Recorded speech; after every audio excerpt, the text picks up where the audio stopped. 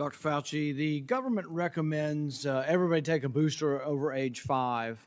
Are you aware of any studies that show reduction in hospitalization or death for children who take a booster? Right now, there's not enough data that has been accumulated, Senator Paul, to indicate that that's the case. I believe that the recommendation that was made was based on the assumption that if you look at the morbidity and mortality of children within each of the age groups, 0 to 5, 5 to 11. Right. So there are no studies, and Americans should all know this. There are no studies on children showing a reduction in hospitalization or death with taking a booster. The only studies that were permitted, the only studies that were presented were antibody studies. So they say if we give you a booster, you make antibodies. Now, a lot of scientists would question whether or not that's proof of efficacy of a vaccine.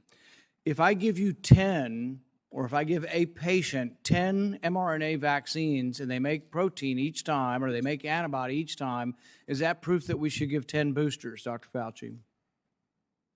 No, I think that is somewhat of an absurd exaggeration. Senator Well, that Paul. is the proof that you use. Your committees use that. That's the only proof you have to tell children to take a booster is that they make antibodies. So it's not an absurdity. You're already at like 5 boosters for people. You've had, 2 or 3 boosters. It's like, where is the proof? Now, I think there is probably some indication for older folks that have some risk factors. For younger folks, there's not. But here's the other thing. There are some risk factors for the vaccine. So the risk of myocarditis with a second dose for adolescent boys 12 to 24 is about 80 in a million. This is both from the CDC and from the Israeli study. It's also in the VAERS study, remarkably similar for boys, much higher from boys than girls and much higher than the background. The background's about 2 per million.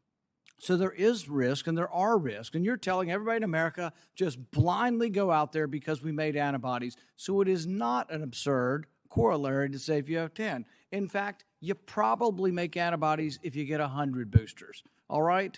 That's not science. That's conjecture, and we should not be making public policy on it.